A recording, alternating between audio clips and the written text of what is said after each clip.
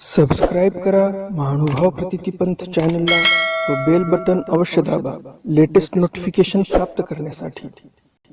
दंडवत प्रणाम। जय श्री कृष्ण। लीळा चरित्राच्या आजच्या ज्ञान सत्रामध्ये आपण एकंदरीत 2 लीळा पाहणार आहोत, ज्यामध्ये पहिली लीळा आहे गोविंदचंदा उपदेशे जळांधरी अवज्ञा कथन। गोविंदचंदाला जाळंधराने उपदेश दिला, गुरुमंत्र दिला, परंतु त्या बदल्यात त्या गोविंदचंदाने, त्या राजाने जाळंधराला म्हणजे स्वतःच्या गुरुला मारण्याची आज्ञा दिली। नेमकं असं झालं तरी काय की स्वतःच्या गुरुला मारण्याची आज्ञा दिली या गोविंदचंदाने, आणि मग मारण्याची आज्ञा दिल्यानंतर कुणी मारलं, कसं मारलं, का मारलं, गुरु वाचला किंवा मेला, काय झालं, हे सर्व सविस्तर तुम्हाला आजच्या या ज्ञान सत्राच्या पहिल्या चरित्रामध्ये समजणार आहे। या ज्ञान सत्रातील दुसरी लीळा आहे विठ्ठलू वीरू कथन। म्हणजे विठ्ठलाविषयी स्वामी इथे कथन करतात, तो वीर होता म्हणून। तर असे 2 चरित्र आपण आज पाहणार आहोत। असेच नवनवीन स्वामींचे चरित्र तुम्हाला ऐकण्याची इच्छा असेल तर हे चॅनल तुमच्यासाठी आहे, कारण या चॅनलवर मी दररोज स्वामींचे नवनवीन चरित्र अपलोड करत असतो, ज्यामधून तुम्हाला स्वामींच्या नवनवीन लीळा ऐकायला मिळत असतात। तर मग लवकरात लवकर चॅनलला सबस्क्राईब करा, बेल बटन दाबा आणि ऑल ऑप्शन सिलेक्ट करा, म्हणजे भविष्यामध्ये मी जे काही स्वामींचे नवनवीन चरित्र अपलोड करणार आहे ते चरित्र तुमच्यापर्यंत अविरतपणे पोहोचत राहतील आणि तुम्ही त्या चरित्रांचा आनंद घेऊ शकाल। तर मग जास्त उशीर न करता चला तर आज काही नवीन ज्ञानार्जन करूया। दंडवत हो। मी ईश्वरदास महानुभाव सर्वांचं स्वागत करतो आपल्या महानुभाव प्रतितीपंथी या यूट्यूब चॅनलमध्ये। आजच्या या ज्ञानसत्रातील लीळा क्रमांक आहे लीळा चरित्र उत्तरार्ध, लीळा क्रमांक 518। गोविंदचंदा उपदेशे जळांधरी अवज्ञा कथन।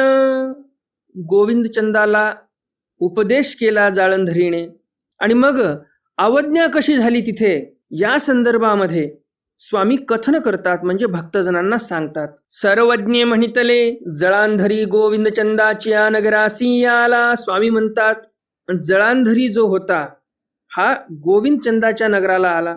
पाठभेदानुसार गोपीचंद असंही नाव आलेलं आहे या राजाचं। गोविंदचंदू तयासी सा उमा आला। गोविंदचंद समोर आला, आपल्या आवारासी तया ते घेऊनी गेला।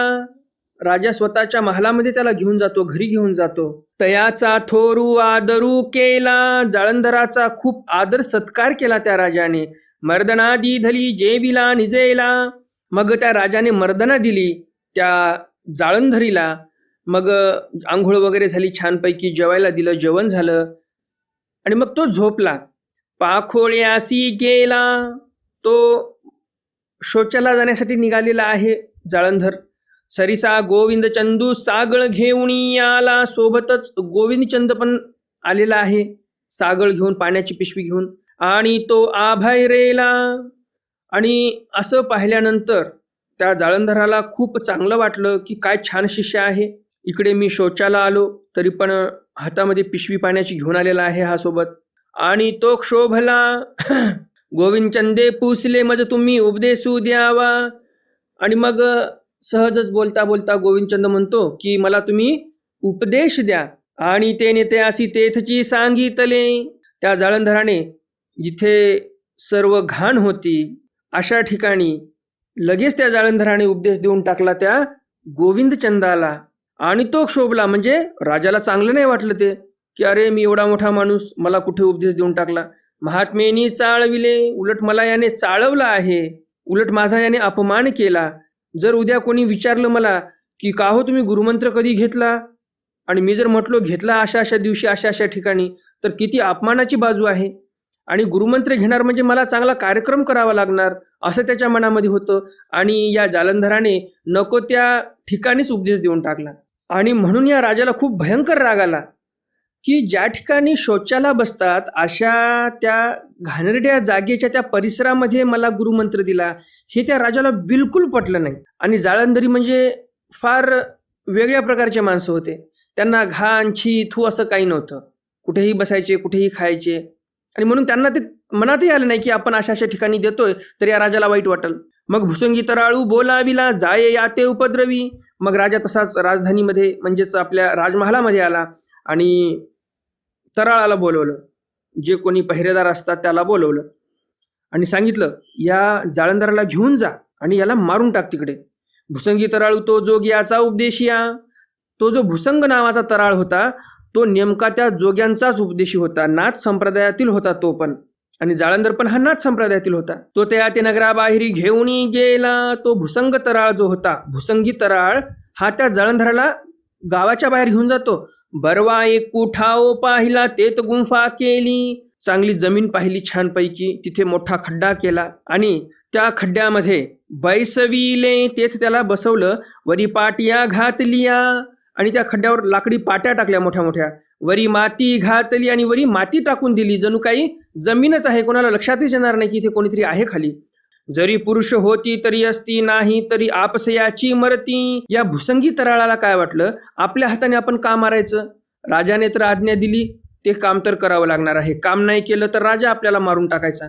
आणि म्हणून यानं काय केलं, खड्डा केला, त्याच्यामध्ये त्या जाळंधराला बसवलं, वरी पाट्या टाकल्या आणि वर माती टाकून दिली. आणि मग म्हणतो, जर जर सामर्थ्यवान पुरुष असतील तर जगतील, नाहीतर मग आपसयाची मरती म्हणजे आपोआपच मरून जातील. मग के तुलिया एका दिसा तेथ कन्हू आला. मग काही दिवसांनी जो कान्हा आहे तो आलेला आहे तिथे. तयासवे सातसे डंबरू, अंतराळी वाजती सातसे भूमंडळी. ऐसा देखिला आणि क्षोभला. तो जो कान्हा आला तो एवढा उपाधिमंत होता, त्याला 1400 शिष्य होते. 700 शिष्य असे आकाशमार्गे चालायचे, असे डमरू वाजवत. 700 शिष्य जमिनीवर चालायचे. आणि असं सामर्थ्य पाहून हा गोपीचंद राजा क्षोभला, म्हणजे त्याला तो गुरु आवडला, कान्ह त्याला आवडला. हा होय. मग हा राजा म्हणतो, हा होय म्हणजे अरे असा गुरु असायला पाहिजे, मी काय त्या माणसाला गुरु करून ठेवलं. त्याच्या मागं ना पुढं कोणीच नाही, एकटा शिंडतो. गुरु असावा तर असा असावा. तर कधी कधी आपले असंच होऊन जाते, आपल्याला माणसंच ओळख येत नाहीत, कोण चांगला आहे, कोण आपल्या विधीवर आहे, कोण ईश्वरीय कार्य पुढे चालवत आहे, ईश्वरीय कार्याला कोणी वाहून घेतलेलं आहे. आपण कोणाला गुरु करावं हेच आपल्याला समजत नाही. आणि मग आपल्याला असं वाटते की ज्या व्यक्तीला समाजामध्ये मानपान आहे ती व्यक्तीच खूप मोठी आहे. ज्याप्रमाणे या राजाला असं वाटलं, 1400 शिष्य मंडळी आहे मागे पुढे चालणारी, आणि मग यालाच आपण गुरु केलं पाहिजे, असा गुरु पाहिजे असं म्हणतो हा. तर या राजाला इथे गुरुची पहचान करता नाही आली. पाणी पिना छान के, गुरु करना पहचान के, हे याला काय जमलं नाही. जळंधराने उपदेश दिला, तो त्याला पटला नाही. आणि मग आता हा कान्हाला गुरु करणार आहे. त्याचं नाव काय आहे, कान्ह. कोणी कानिफनाथ असेही म्हणतात. सर्वज्ञ म्हणतले जीव उपाधीसी क्षोभे. स्वामी म्हणतात, हा जो जीव आहे तो उपाधीला क्षोभतो. म्हणजे ज्यावेळेस एखादा उपाधिवंत त्याला दिसला तरच त्याच्या ठिकाणी जाऊन नमस्कार करावा, बसावं, काही चौकशी करावी, तरच या जीवाला असं वाटते. आणि जर उपाधी नसेल, म्हणजे काही गाडी घोडा काही नसेल, तर अशा व्यक्तीला कोणी विचारतही नाही असं स्वामी म्हणतात. उपाधी दिसली तरच लोक विचारतात. मग आपण सर्व दळेसी सामोरा आला. मग कानिफनाथ येत आहे, कान्ह येत आहे म्हटल्यानंतर याला वाटलं त्यांच्याकडे एवढा शिष्य परिवार आहे, मग आपणही आपलं सामर्थ्य दाखवलं पाहिजे. मग हा जो राजा आहे तो सर्व दळेसी सामोरे आला, म्हणजे स्वतःचं सैन्य घेऊन त्यांना आणायला गेला. त्याने स्वतःची उपाधी दाखवली राजाने, की माझ्याकडे पण काही कमी नाही, एवढं सैन्य आहे, एवढं माझं राज्य आहे. गाजतू वाजतू आपल्या आवारासी घेऊन आला. गाजत वाजत त्या कान्हला घरी घेऊन आलेला आहे. राज दरबारामध्ये, राजधानीमध्ये हा राजा. अपारू आदरू केला. त्या राजमहालामध्ये येऊन त्यांना खूप आदर सत्कार केला. मग पूछले म्हणजे तुम्ही उपदेशू द्यावा. राजा म्हणतो त्या कान्हला की तुम्ही मला आता उपदेश द्या. पूर्वीच्या काळामधले राजे लोक पण उपदेश मागायचे गुरुजनाकडून, मला उपदेश घ्यायचा आहे असं म्हणायचे. परंतु आता जर पाहायला गेलं, काही गरज नाही म्हणतात आम्हाला उपदेशाची. काय उपदेश घेतल्यानेच देव होतो का? उपदेश तर जाऊ द्या, आता तर लोक अनुसरणाचं बोलायला लागलेले आहेत. काय अनुसरणच घेतल्याने देव होतो का? इथपर्यंत लोकांची मजाल गेली. आता जाऊ द्या, आपल्याला काय करायचं, आपण एवढं ठरवून घ्यायचं आहे की देवाने आपल्याला सांगितलेलं आहे की अनुसरण घेतल्याशिवाय मोक्ष नाही. कोण्याही मार्गात जा, संन्यास घ्या, भिक्षा मागा, अटन विजन भिक्षा भोजन जमलं तर करा, याच्याशिवाय उद्धार नाही बरं का जीवाचा. हे लक्षात असू द्या. कोणी तुम्हाला सांगत असेल त्यांचं सोडून द्यायचं. ते जरी म्हणत असतील की संन्यास घेण्याची गरज नाही, देवाने कुठे सांगितलं संन्यास घेण्यासाठी, तर हे जे लोक असतात यांना ज्ञान नसते मुळात की स्वामींनी कुठे सांगितलं संन्यास घेण्यासाठी, कोणत्या चरित्रात आलेलं आहे, हे कधी त्यांना माहीतच नाही, कधी ग्रंथ वाचलाच नाही लीळा चरित्र, मग त्यांना कसं माहिती होईल? आणि म्हणून या लोकांचं काही ऐकायचं नाही. हे लोक स्वतः अर्धवट ज्ञानी असतात आणि मग दुसऱ्यालाही अर्धवट ज्ञानी करण्याचा प्रयत्न करतात.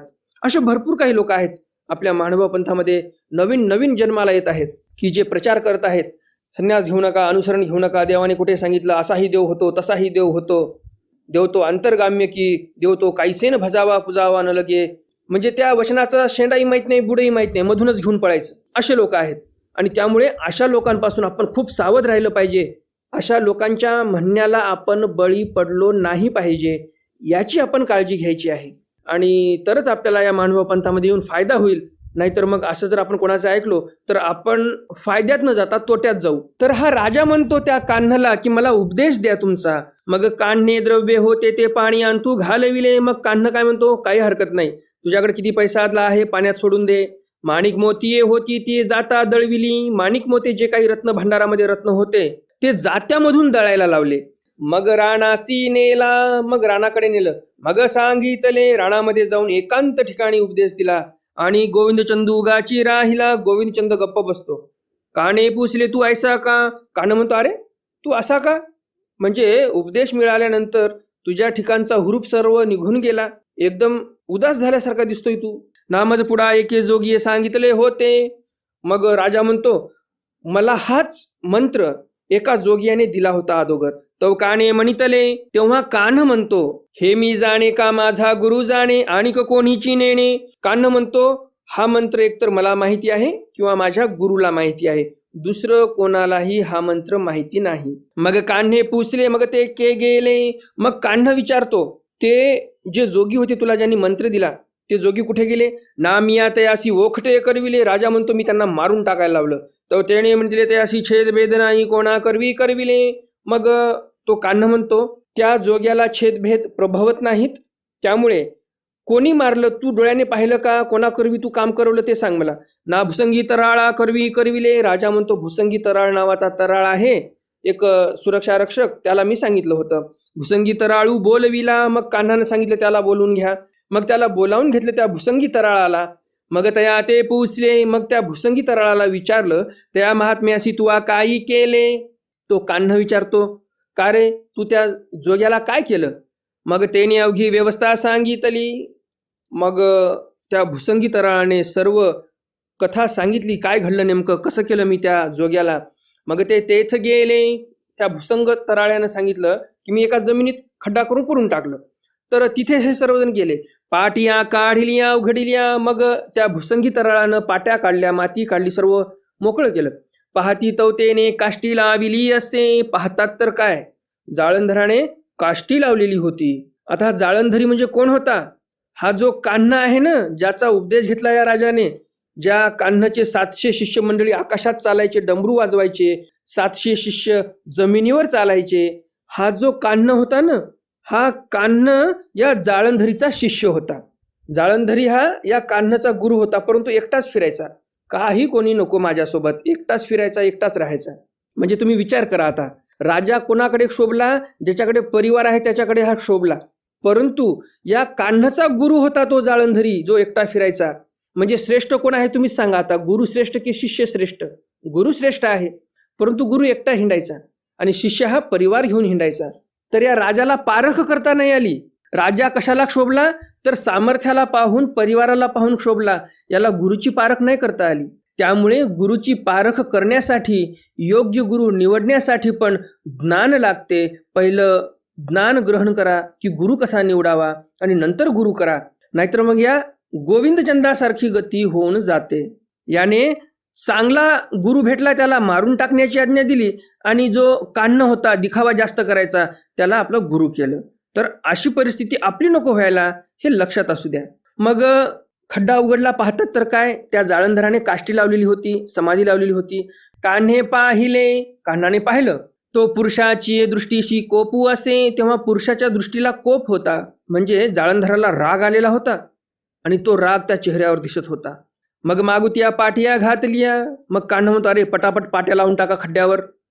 मग कान्हे लोहाचा गोविंद चंदू करविला. मग कान्हाने काय केलं, त्या गोविंदचंद राजाला सांगितलं की एक लोखंडाचा पुतळा तयार कर तुझ्यासारखा. मग तया ते पुसिले. मग राजाला विचारतो हा कान्ह, तुवा ते धवा कैसा शृंगारू केला होता. तू तेव्हा कसा शृंगार केला होता ज्यावेळेस या गुरुकडून तू उपदेश घेतला. मग तैसी वस्त्रे नेसविली. त्या रंगाचे वस्त्र त्या लोखंडाच्या पुतळ्याला नेसवले. तैसा तैसा शृंगारू करून पुढा उभा केला. तसाच शृंगार केला आणि त्या जाळंधरीच्या समोर त्या पुतळ्याला उभं केलं.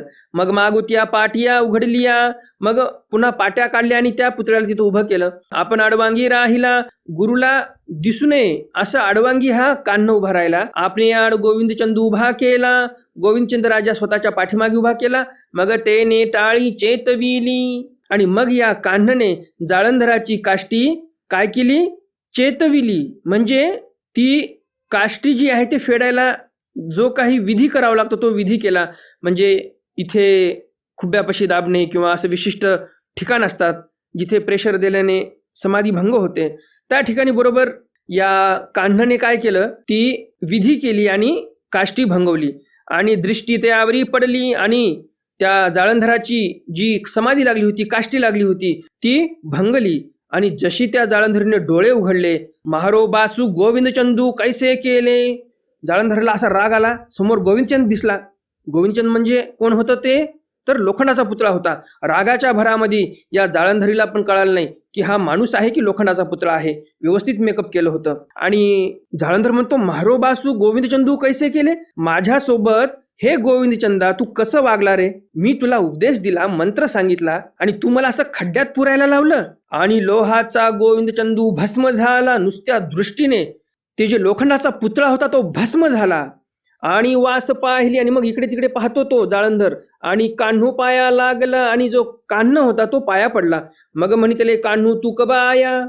आणि मग जाळंधर म्हणतो, कान्हू तू कबा आया. कारण हा कान्ह जाळंधरीचा शिष्य होता. आणि म्हणून हा जाळंधर काय म्हणतो की कान्हा तू केव्हा आला बरं.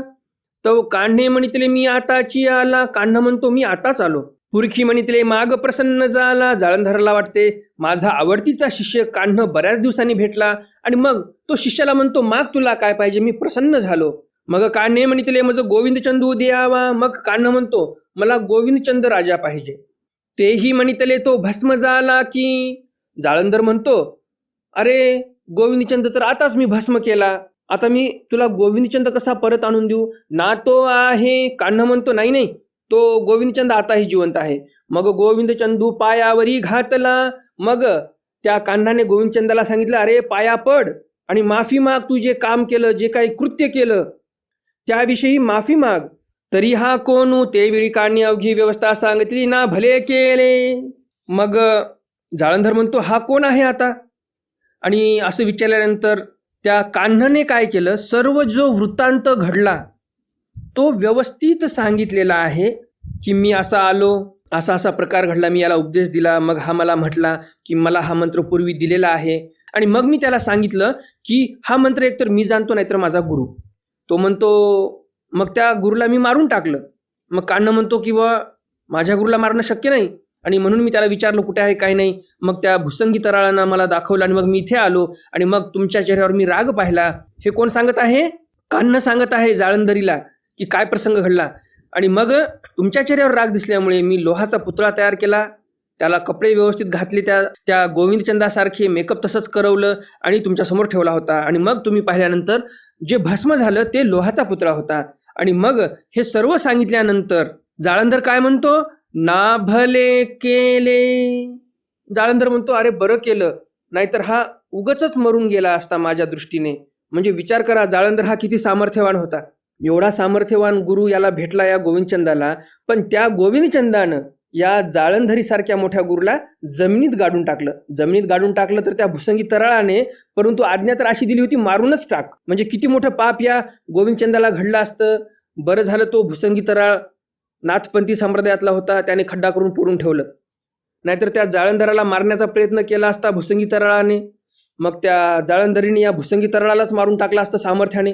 ज्याच्या दृष्टीने माणूस जळून जातो त्याच्या ठिकाणी सामर्थ्य कमी असेल का. आणि मग या जाळंधराने पूर्ण राज्यावरच कोप केला असता, फार मोठं अनिष्ट झालं असतं. तर ते अनिष्ट चुकून गेलेलं आहे. आणि म्हणून नुसतं दिसण्यावर जाऊ नये कोणाच्या, तर व्यवस्थित त्याचा अभ्यास करावा.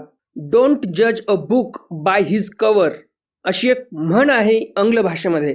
कधीही नुसतं पुस्तकाच्या कव्हरला पाहून आतमध्ये पुस्तक कसं आहे हे कधीही जज करायचं नसते. हे कधीही आपण अनुमान करायचा नसतो. कव्हर जरी हलका असेल, त्या पुस्तकामध्ये फार गहन ज्ञान असू शकते. आणि म्हणून मी तुम्हाला सांगत असतो, पुस्तकं वाचा. मीही खूप पुस्तकं वाचत असतो आणि म्हणून मी तुम्हाला एकदम चांगल्यातलं चांगल्या प्रकारचं कंटेंट देऊ शकतो. ज्याप्रमाणे मी डेव्हिड बाल्डविन यांचं काय मंतव्य आहे ब्रह्मचर्याविषयीचं ते मी तुम्हाला सांगितलेलंच आहे एका व्हिडिओमध्ये. उत्तरार्ध लीळा क्रमांक 519. विठ्ठलू वीरू कथन. विठ्ठल हा वीर होता असं कथन स्वामींनी केलं. एकोदी महादायसी गोसावी ते पुसिले. एके दिवशी महादायसा स्वामींना विचारतात, जी जी एवढा नडनाचू पांढरी ये कायसा. महादायसा म्हणतात, जी जी एवढा नडनाचू म्हणजे एवढा गर्दा आहे त्या पंढरीला, हे कशामुळे? पांढरी म्हणजे काय? पंढरी, आताची पंढरपूर, जिथे विठ्ठलाचं मंदिर आहे. तर 800 वर्षापूर्वी त्या पंढरपूरला पांढरी असं म्हणायचे. हे काय जी म्हणजे असा एवढा गर्दा कसं काय? येसनी उपाधी काय सी जी, एवढी उपाधी आहे तिथे कसं काय बरं? सर्वज्ञ म्हणतील, बाई हा वीरू गायीचा काजी पडिला. स्वामी म्हणतात, बाई हा जो वीर आहे, विठ्ठल जे तिथे देवता आहे, तो एक वीर होता, योद्धा. तो गायीचा काजी पडला म्हणजे गायीचं संरक्षण करता करता तो मरण पावला. तया नाव विठ्ठलू, त्याचं नाव विठ्ठल होतं. तयाचेनी नावे हा मांडिला भडखंबा, आणि त्याच्याच नावानं हे तीर्थक्षेत्र उभं राहिलेलं आहे. तेथ देवता अभिमानू घेतला, आणि तिथं देवतेने अभिमान घेतला. तो हे मनोरथ पूर्वितू असे, आणि म्हणून तिथे मनोरथ पूर्ण होतात लोकांचे. या चरित्राच्या तळटिपेमध्ये काही वेगळी माहिती आलेली आहे, ती माहिती पाहूया. ते चरित्र कसं आहे ते पण तुम्हाला सांगणार आहे मी. विठ्ठलू वीरू कथन पाठभेदानुसार वेगळी लीळा आहे, ते आपण आता पाहूया. महादायसी पोसिले जी जी श्रीकृष्ण चक्रवर्तीचा अवतारू विठ्ठलू बोलता ती हे काई जी. महादायसांनी प्रश्न केला, जी जी श्रीकृष्णाचा अवतार आहे पंढरपूरचा विठ्ठल असं लोक बोलतात, हे कसं काय बरं? सर्वज्ञ म्हणते, बाई विठ्ठलू तो म्हातारी एकीचा पुत्रू. स्वामी म्हणतात, बाई विठ्ठल हा एक म्हातारीचा मुलगा होता. तो ब्राह्मणू आणि नेमदेव कोळी माया गुरु. स्वामी म्हणतात की विठ्ठल नावाचा एक मुलगा होता म्हातारीचा, तो ब्राह्मण होता, आणि नेमदेव नावाचा कोळी होता, आणि माया नावाचा गुरव होता. हे तिघे चोर, हे तिघे पण चोर होते. वळघिया घेती, कुठेही दरोडे टाकायचे. घोड्याचे वळघे करती, घोड्यासाठी दरोडे टाकायचे. घोडे घेऊन यायचे कोणाचे? ओरपे दरवडे घेती, एकू घेणे घेऊनी जाये. दोघ लागू सावरती. एक मग सगळं दरोडा टाकल्यानंतर साहित्य जे घेतलं ते घेऊन जायचा. दोघ जण मागे राहायचे. लाग सावरती म्हणजे माग काही राहू नये, तो मागोवा मोडायचे. ते मंगळवेढाचे, ते मंगळवेढ्याचे होते. तेही एके ठाई वळघी केली. एका ठिकाणी त्यांनी दरोडा टाकला. तो माहिया द्रणा गाय घेऊनी गेला. तो माहिया गाय घेऊन गेला. तव लागू पडिला, मागे लाग पडला म्हणजे काहीतरी मागोवा राहिला. ते मागोवा घेत घेत लोक यायचे. तो नेमदेव कोळी घाई पडिला, लोकांनी नेमदेव कोळीला मारलं. पाठी ते पांढरीयवरी विठ्ठलू पडिला. पांढरीयवरी म्हणजे पंढरपूर इथे विठ्ठल पडला, तिथे मेला. तयाचे पुत्र आले, मग त्या विठ्ठलाचे पुत्र आले. तेही भडखंबा केला, त्यांनी मग हा भडकंब तयार केला. माथा लिंग स्थापना केली, त्या काळामध्ये तिथं लिंगाची स्थापना होती असं स्वामी म्हणतात. तेथ देवता अभिमानू घेतला, तिथे अभिमान घेतला देवतेने. लोकाचे मनोरथ पुरवू लागला, लोकाचे मनोरथ पुरवायला लागलेली आहे ती देवता, अभिमान घेतलेली. तयाचे स्त्रिये नाव लाखाई, त्या विठ्ठलाच्या पत्नीचं नाव लाखाई होतं, किंवा एकी वासना लखमाई होतं. तयाचे पुत्र जतिपदे करीती, त्यांची मुलं मग जतिपद करायला लागले, म्हणजे अभंग ओव्या असं करायला लागले. ते विठ्ठल रुक्मिणी अभंगी घालती, मग अभंगामध्ये विठ्ठल रुक्मिणी असं नाव टाकायचे. तो लोकांमध्ये ख्याती ते पावला, आणि मग लोकांमध्ये तो ख्यातीला पावला. तो हा विठ्ठलूबाई, तो हा विठ्ठल आहे असं स्वामी म्हणतात. ही परशुराम बास, ही वासना परशुराम बासाची आहे. रामेश्वर बास, रामेश्वर बासांची वेगळी वासना आहे. तो घुटिका सिद्धी जाणे, त्या विठ्ठलाला घुटका सिद्धी माहिती होती. तोंडामध्ये ती घुटिका ठेवली की तो पोवळी पगार उडे, मग उडायचा तो आकाशामध्ये, पोवळीवरून उडायचा आणि चमत्कार दाखवायचा लोकांना. स्त्रियांशी भोग तांबूळ गाळायचे तो विठ्ठलू, स्त्रियांना भोगायचा, तांबूळ घ्यायचा, असा तो विठ्ठल होता असं स्वामी सांगतात. तर अशा प्रकारे आजच्या या ज्ञानसत्रामध्ये आपण 3 चरित्र पाहिले. पहिलं चरित्र गोविंदचंदा उपदेशे जाळंधरी अवज्ञा कथन, दुसरं चरित्र पाहिलं विठ्ठलवीरू कथन आणि तिसरं चरित्र हे पाठभेदाचं चरित्र पाहिलं. तर अशा प्रकारे आपण आजच्या या ज्ञानसत्रामध्ये 3 चरित्र पाहिलेले आहेत स्वामींचे.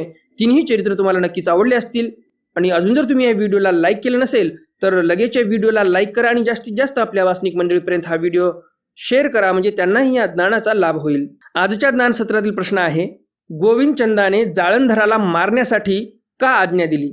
आता पाहूयात आपण कालच्या ज्ञानसत्रातील प्रश्न, त्याचं उत्तर. आणि कालच्या ज्ञानसत्रामध्ये मी तुम्हाला प्रश्न विचारला होता, स्वामींच्या मेंढीचे खाजे या वाक्यावरून आपल्याला काय लक्षात येते? आपण यापासून काय शिकवण घेतली पाहिजे? या वाक्यावरून आपल्याला हेच लक्षात येते, ज्याप्रमाणे ती मेंढी सर्व कळपाला सोडून निघून जाते त्या खाजेया माग, तर हे विषय वासना जी आहे ती विषय वासना आपल्याला ओढून नेते कुणीकडच्या कुणीकडे. त्या विषय वासनेच्या भोवऱ्यामध्ये एकदा जीव पडला, एकदा गुरफटला की ते विषय वासना रूपी भवरा आपल्याला बाहेर निघू देत नाही. जास्तीत जास्त हा भवरा जो आहे विषय वासनेचा हा माणसाला मारण्याचा प्रयत्न करतो.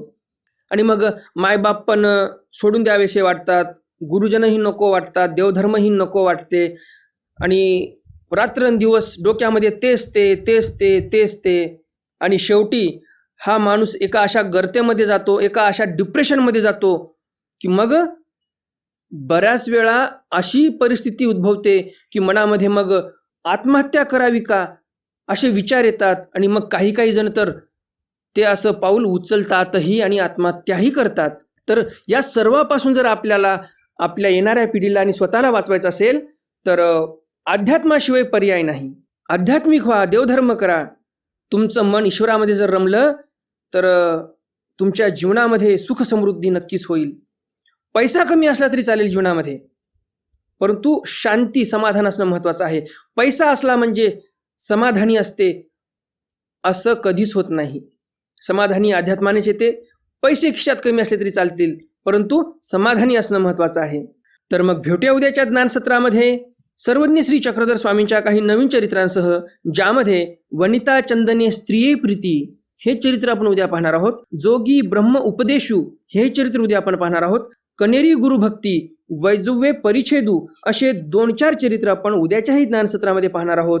तर मग भेटूया उद्याच्या ज्ञानसत्रामध्ये सर्वज्ञ श्री चक्रधर स्वामींच्या काही नवीन चरित्रांसह. तोपर्यंत दंडवत प्रणाम. जय श्री कृष्ण. दंड